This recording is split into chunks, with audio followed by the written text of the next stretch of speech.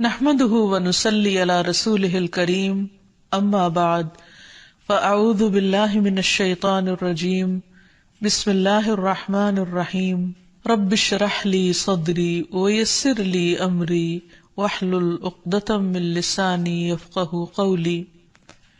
السلام علیکم ورحمۃ اللہ وبرکاتہ. ناظرین، پروگرام دعا کیجئے کے ساتھ آپ کی خدمت میں حاضر ہیں. آج ہم انشاءاللہ تسبیحات اور ان کی اہمیت کے بارے میں گفتگو کریں گے کہ اللہ سبحانہ وتعالی کی تسبیح کرنے کا کیا فائدہ ہے. اس بارے میں ایک حدیث آتی ہے. ابو ذر رضی اللہ عنہ نے عرض کیا، یا رسول اللہ صلی اللہ علیہ وسلم، میرے ماں باپ آپ پر قربان، اللہ عز و جل کو کون سا کلام زیادہ پسند ہے؟ آپ نے فرمایا، جو اللہ تعالیٰ نے اپنے فرشتوں کے لیے پسند کر رکھا ہے، سبحان ربی و بحمدہ، سبحان ربی و بحمدہ. حقیقت یہ ہے کہ ساری مخلوق اللہ تعالیٰ کی تسبیح بیان کر رہی ہے. قرآن مجید میں آتا ہے، تسبح له السماوات السبع والارض ومن فیہن وَإِن مِّن شَيْءٍ إِلَّا يُسَبِّحُ بِحَمْدِهِ وَلَكِن لَّا تَفْقَهُونَ تَسْبِيحَهُمْ إِنَّهُ كَانَ حَلِيمًا غَفُورًا. ساتوں آسمان اور زمین اور جو کچھ ان میں ہے سب اس کی تسبیح کر رہے ہیں، بلکہ کوئی بھی چیز ایسی نہیں جو اس کی حمد کے ساتھ اس کی تسبیح نہ کر رہی ہو، لیکن تم ان کی تسبیح کو سمجھتے نہیں، کیونکہ ہر ایک کا اپنا اپنا انداز ہے. وہ بڑا بردبار اور معاف فرمانے والا ہے.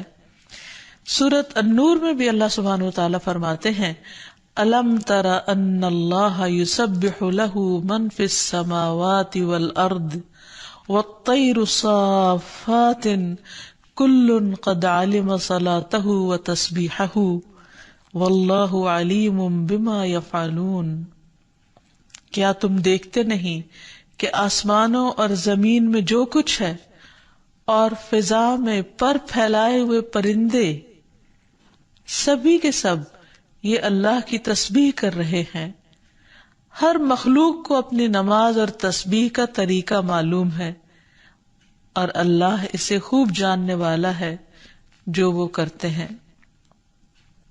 بہت ہی خوبصورت آیت ہے جس سے یہ پتہ چلتا ہے کہ نمبر ایک، ساری مخلوق تسبیح کر رہی ہے، سب اللہ کے ذکر میں مشغول ہیں، ایک ذرے سے لے کر بڑے بڑے ستارے اور سیارے. اور پھر خصوصاً پرندوں کی بات کی گئی، یعنی زمین اور آسمان کی مخلوق تو کر ہی رہی ہے تسبیح، لیکن ان دونوں کے درمیان جو پرندے اڑتے ہوئے نظر آ رہے ہیں، اور بعض اوقات صفوں کی شکل میں، یعنی صف باندھے ہوئے یا پر پھیلاتے ہوئے اور سکیڑتے ہوئے یا اڑتے ہوئے، سب مل کر یا اکیلے اکیلے، یہ سب اللہ سبحانہ وتعالیٰ کی پاکی بیان کرتے ہیں. ویسے بھی آپ نے دیکھا ہوگا کہ صبح اور شام کے اوقات میں بڑے بڑے درختوں پر بیٹھے ہوئے ہزاروں کی تعداد میں پرندے یک زبان ہو کر اللہ سبحانہ وتعالیٰ کی تسبیح کر رہے ہوتے ہیں، ذکر کر رہے ہوتے ہیں. فرمایا یہ سب اللہ کی تسبیح کرتے ہیں. تیسری بات یہ فرمائی گئی کہ ہر مخلوق کو اپنی نماز اور تسبیح کا طریقہ معلوم ہے. کس قدر دلچسپ اور خوبصورت بات ہے کہ پرندہ ہو یا چیونٹی ہو یا کوئی بڑے سے بڑا جانور ہو یا ستارہ اور سیارہ ہو، ہر ایک کو تسبیح بھی معلوم ہے، یعنی اللہ کا ذکر کیسے کرنا ہے، اور یہ بھی معلوم ہے کہ اس کا کام کیا ہے، وہ کیوں پیدا کیا گیا ہے، یعنی اس کو اپنے مقصد زندگی کا بھی معلوم ہے، اور پھر اللہ تعالیٰ کی عبادت اور اطاعت کے طریقے کیا ہیں، اس کے لیے کون سی راہیں مقرر کر دی گئی ہیں، یہ بھی اس کو خوب معلوم ہے. تو اس میں حیرت کی بات یہ ہے کہ اگر ساری مخلوق یہ جانتی ہے تو پھر انسان کا انجان بننا اس کے لیے کس قدر خطرناک ہے. اللہ تعالیٰ نے سب کچھ انسان کے لیے پیدا کیا، اور وہ ساری چیزیں انسان کی خدمت میں خوب لگی ہوئی ہیں، لیکن انسان کو جس کے لیے پیدا کیا گیا، انسان اس مقصد کو بھول گیا اور اپنے رب سے غافل ہو گیا. تو اس لیے اگر ہم تسبیح نہیں کریں گے تو ہم ساری کائنات سے الگ ہو جائیں گے. وہ سب تو اللہ کے وفادار، فرما بردار، تسبیح گزار، اور ہم اللہ سے غافل. یہ دل کیسے گوارا کر سکتا ہے؟ اس لیے زیادہ سے زیادہ اللہ سبحانہ و تعالیٰ کی تسبیح کرنی چاہیے. ایک حدیث سے یہ بھی پتہ چلتا ہے کہ چیونٹیاں بھی اللہ کی تسبیح کرتی ہیں. جب ایک موقع پر کسی نے چیونٹیوں کو جلا دیا تو اللہ سبحانہ و تعالیٰ نے ان سے یہی کہا کہ تم نے گروہوں میں سے ایک ایسے گروہ کو جلا دیا جو اللہ کی تسبیح بیان کرتا ہے، اور ویسے بھی آگ کا عذاب اللہ کے سوا کسی اور کو دینے کا حق نہیں. پھر اسی طرح جو کھانا ہم کھاتے ہیں وہ بھی اللہ کی تسبیح کرتا ہے. عبداللہ بن مسعود رضی اللہ عنہما بیان کرتے ہیں کہ ہم آپ صلی اللہ علیہ وسلم کے زمانے میں کھاتے وقت کھانے کی تسبیح سنتے تھے، یعنی نبی صلی اللہ علیہ وسلم سنوا سکتے تھے کہ کس طرح کھانا تسبیح کر رہا ہے. پھر اسی طرح فرشتے بھی اللہ تعالیٰ کی تسبیح کرتے ہیں، جس کا وہ اقرار خود کر رہے تھے کہ وَنَحْنُ نُسَبِّحُ بِحَمْدِكَ وَنُقَدِّسُ لَكَ، کہ ہم تیری حمد کے ساتھ تیری تسبیح کرتے ہیں اور تیری پاکی بیان کرتے ہیں. قرآن مجید میں سورۃ الشورى میں بھی آتا ہے وَالْمَلَائِكَةُ يُسَبِّحُونَ بِحَمْدِ رَبِّهِمْ، اور فرشتے اپنے رب کی حمد کے ساتھ اس کی تسبیح کرتے ہیں، یعنی تعریف بھی کرتے ہیں، تسبیح بھی کرتے ہیں. تسبیح کا مطلب ہوتا ہے اللہ تعالیٰ کو ہر عیب اور نقص سے پاک قرار دینا، اور حمد ہوتا ہے اللہ تعالیٰ کی تعریف بیان کرنا، یعنی اس کی خوبیوں پر اور اس کے کمالات پر اس کی تعریف کرنا. پھر اسی طرح وہ فرشتے جو عرش کو اٹھائے ہوئے ہیں وہ بھی اللہ تعالیٰ کی تسبیح کرتے رہتے ہیں. الذین یحملون العرش ومن حولہ یسبحون بحمد ربہم، جو فرشتے عرش اٹھائے ہوئے ہیں اور جو اس کے ارد گرد ہیں سب اپنے پروردگار کی حمد کے ساتھ اس کی تسبیح کرتے ہیں. ایک اور جگہ پر آتا ہے وَتَرَى الْمَلَائِكَةَ حَافِّينَ مِنْ حَوْلِ الْعَرْشِ يُسَبِّحُونَ بِحَمْدِ رَبِّهِمْ. نیز اس دن آپ دیکھیں گے، یعنی قیامت کے دن، کہ فرشتے عرش کے گرد حلقہ باندھے اپنے پروردگار کی تعریف کے ساتھ تسبیح کر رہے ہیں. پھر اسی طرح بعض مواقع پر جب وحی نازل ہوئی تو نزول وحی کے وقت حاملین عرش سے لے کر تمام انسانوں کے فرشتوں نے تسبیح کی، یعنی انسان کی ہدایت کے لیے اتنی بہترین کتاب اتاری جا رہی تھی. اور تسبیح فرشتوں کی خوراک بھی ہے، یعنی جیسے ہم انسان کھانا پینا کرتے ہیں اسی طرح فرشتوں کو کسی مادی چیز کے کھانے کی ضرورت نہیں ہوتی، وہ ان کی تسبیح جو ہے وہی خوراک ہے. اس بارے میں حضرت عائشہ کہتی ہیں کہ میں نے نبی صلی اللہ علیہ وسلم سے پوچھا کہ دجال کے زمانے میں ایمان والوں کا کھانا کیا ہوگا، یعنی اتنا فتنے کا دور ہوگا اور ہر شخص چھپ جائے گا اور چاہے گا کہ وہ اس فتنے سے بچ جائے، تو پھر وہ کیا کھائے گا؟ آپ نے فرمایا جو فرشتوں کا ہے، یعنی تسبیح، تکبیر، تحمید، تحلیل، یعنی اللہ تعالیٰ کی حمد و ثنا کرنا، اللہ کا ذکر کرنا. اور تسبیح کیوں نہ کی جائے؟ کیونکہ اللہ سبحانہ تعالیٰ نے قرآن مجید میں اپنے حبیب محمد صلی اللہ علیہ وسلم کو بارہا تسبیح بیان کرنے کا حکم دیا ہے. فرمایا فسبح باسم ربک العظیم، سو اپنے بہت عظمت والے رب کے نام کی تسبیح کیا کریں. پھر ہے سبح اسم ربک الاعلی، اپنے رب کے نام کی تسبیح کریں جو سب سے بلند ہے. پھر ہے فسبح بحمد ربک وکن من الساجدین، پس اپنے رب کی حمد کے ساتھ تسبیح کریں اور سجدہ کرنے والوں میں سے ہو جائیں. پھر نبی صلی اللہ علیہ وسلم کو ایک اور جگہ پر صبح و شام اللہ تعالیٰ کی تسبیح کرنے کا حکم دیا گیا. سورۃ طٰہٰ میں اللہ تعالیٰ فرماتے ہیں سو اس پر صبر کرو جو وہ کہتے ہیں، اور سورج طلوع ہونے سے پہلے اور اس کے غروب ہونے سے پہلے اپنے رب کی حمد کے ساتھ تسبیح کرو، اور رات کے کچھ اوقات میں بھی پس تسبیح کرو، اور دن کے کناروں میں بھی، تاکہ تم خوش ہو جاؤ. یعنی خوشی کا راز، اطمینان اور سکون کا راز اللہ تعالیٰ کی تسبیح کرنے میں ہے، جو ذکر کا ایک بہترین طریقہ ہے، اور یہ ایمان والوں کی علامت بھی ہے. کیونکہ قرآن مجید میں آتا ہے انما یؤمن بآیاتنا الذین اذا ذکروا بها خروا سجدا وسبحوا بحمد ربهم وهم لا يستكبرون، کہ ہماری آیات پر تو وہی لوگ ایمان رکھتے ہیں کہ جب انہیں ان کے ساتھ نصیحت کی جاتی ہے تو وہ سجدہ کرتے ہوئے گر پڑتے ہیں، یعنی جھک جاتے ہیں، اور اپنے رب کے حمد کے ساتھ اس کی تسبیح کرتے ہیں، اور وہ تکبر نہیں کرتے۔ یعنی یہ ہوتی ہے مومن کی شان کہ وہ اللہ کی تعریف میں کھویا ہوتا ہے، اللہ کی پاکیزگی بیان کرتا ہے، وہ اپنے رب کی قدر کو پہچانتا ہے اور اپنے کوتاہیوں کو اور اپنی غلطیوں کو، اسی لیے وہ اللہ تعالیٰ کی پاکی بیان کرتا ہے اور اپنے قصور کا اعتراف کرتا ہے، اور اس کی زبان اللہ کے ذکر سے تر رہتی ہے۔ پھر اسی طرح یہ ہے کہ تسبیح تمام مخلوق کے رزق کی کنجی بھی ہے۔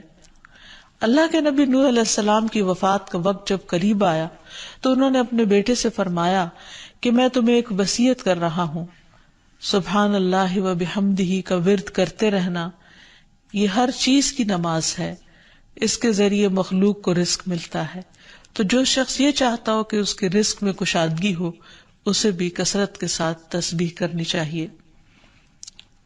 جیسے اللہ تعالیٰ قرآن مجید میں حکم بھی دیتے ہیں، یا ایھا الذین آمنوا اذکروا اللہ ذکرا کثیرا وسبحوہ بکرۃ واصیلا، اے ایمان والو اللہ کو بکثرت یاد کیا کرو اور صبح و شام اس کی تسبیح بیان کیا کرو۔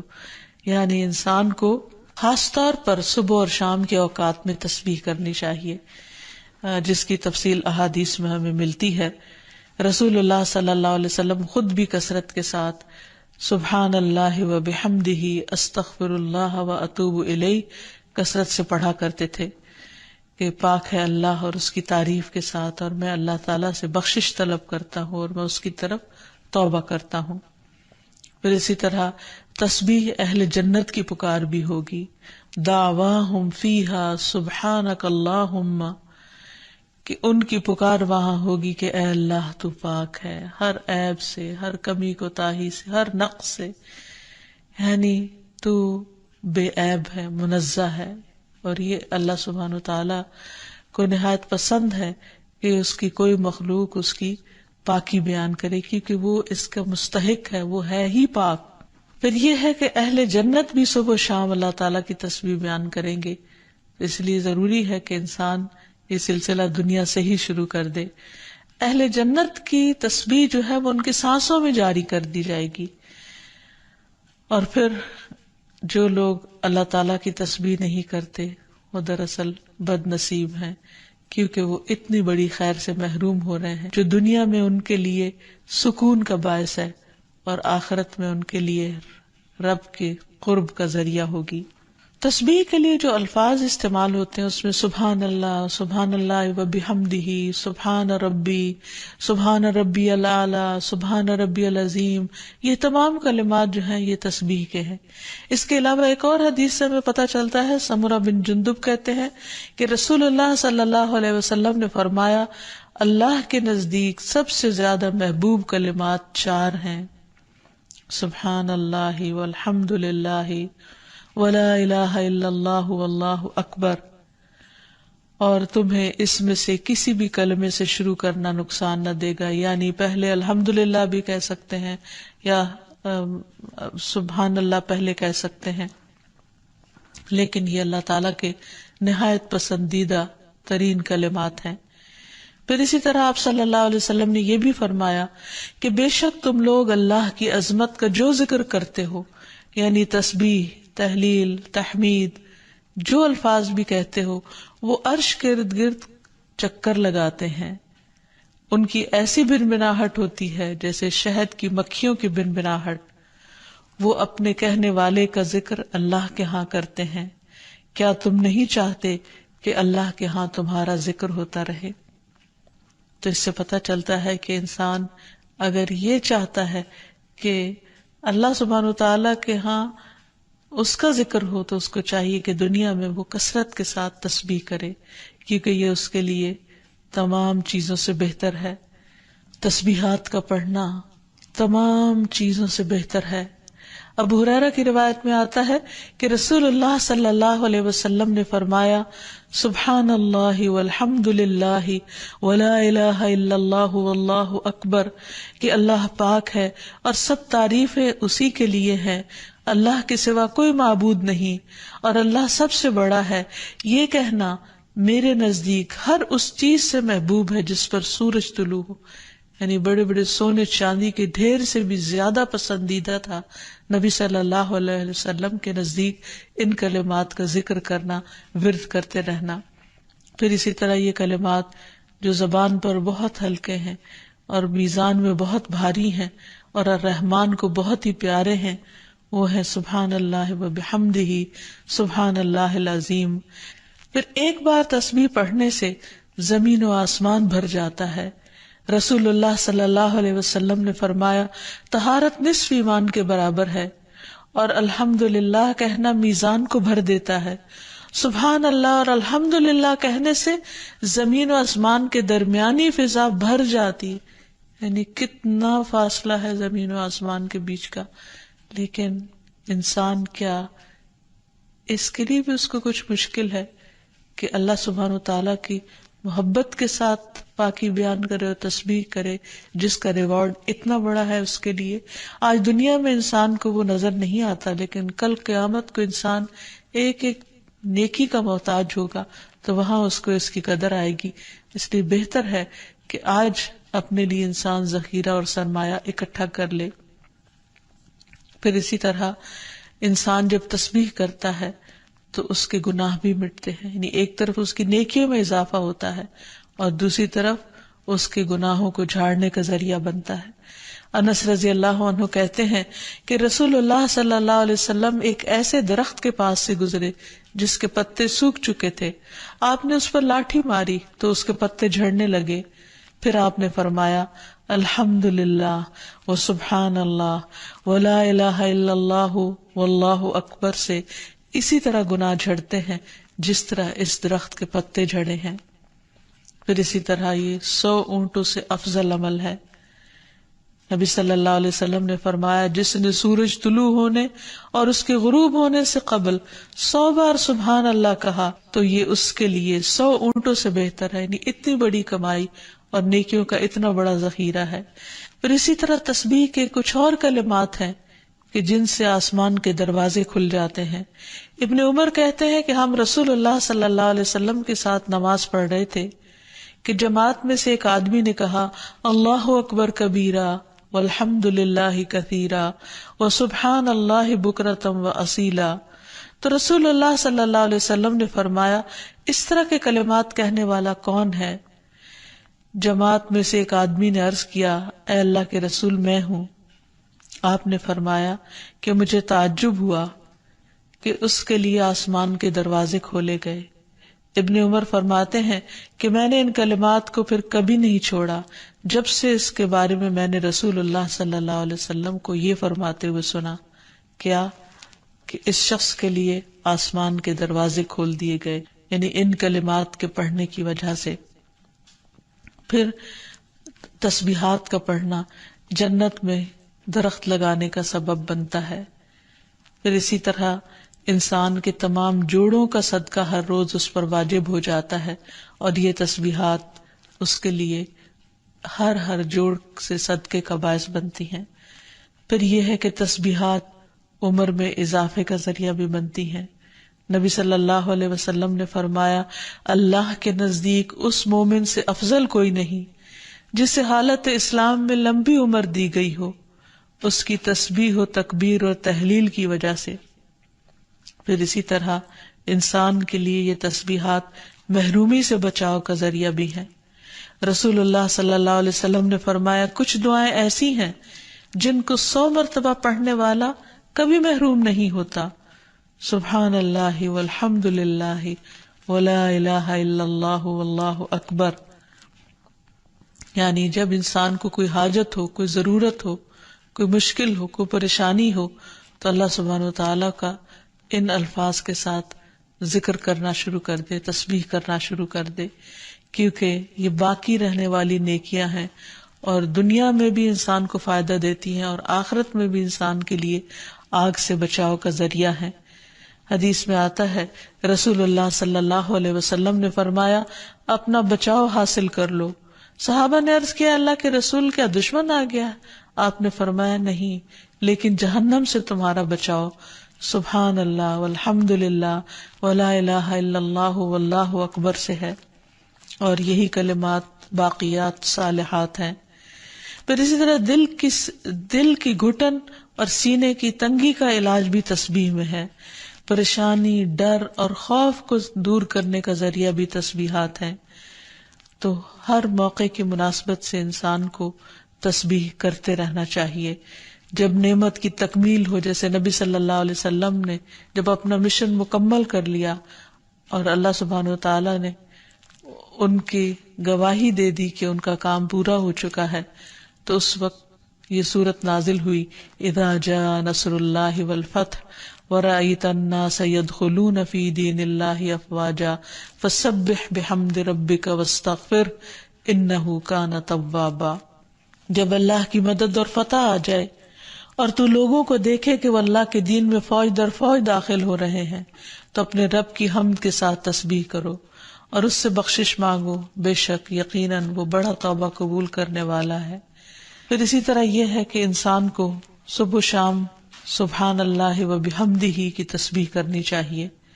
جو ایسا کرے اس کے تمام گناہ معاف کر دیے جاتے ہیں، خاص سمندر کی جھاگ برابر ہی کیوں نہ ہو۔ پھر خصوصاً فجر کے بعد انسان 3 بار یہ کلمات پڑھے، سبحان اللہ و بحمدہ عدد خلقہ ورضا نفسہ وزنۃ عرشہ ومداد کلماتہ۔ اللہ کی تعریف اور اسی کی پاکی ہے، اس کی مخلوق کی تعداد کے برابر، اس کی رضا اور اس کے عرش کے وزن اور اس کے کلمات کی سیاہی کے برابر، یعنی اللہ سبحانہ وتعالیٰ کی تعریف ہر چیز سے زیادہ۔ پھر اسی طرح یہ ہے کہ فجر کے بعد اور عصر کے بعد خصوصی طور پر تسبیح کا وقت ہوتا ہے اور ساری مخلوق اس وقت تسبیح میں مشغول ہوتی ہے۔ پھر رکوع اور سجدوں میں اللہ تعالیٰ کی تسبیح بیان کرنی چاہیے۔ نماز کے بعد تسبیحات فاطمہ پڑھنی چاہیے۔ سوتے وقت وہ تسبیحات پڑھنی چاہیے جو نبی صلی اللہ علیہ وسلم نے حضرت فاطمہ کو سکھائی تھی۔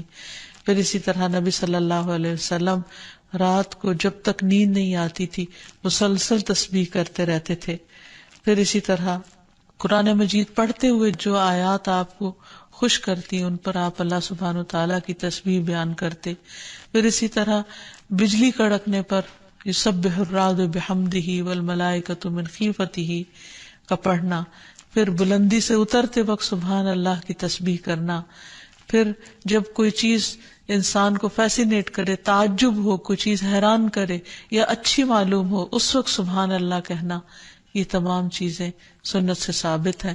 اللہ تعالیٰ سے دعا ہے کہ وہ ہمیں ان لوگوں میں شامل کر لے جو اس کی تسبیح کرنے سے محبت رکھتے ہیں۔ وآخر دعوانا ان الحمد للہ رب العالمین۔ السلام علیکم ورحمۃ اللہ وبرکاتہ۔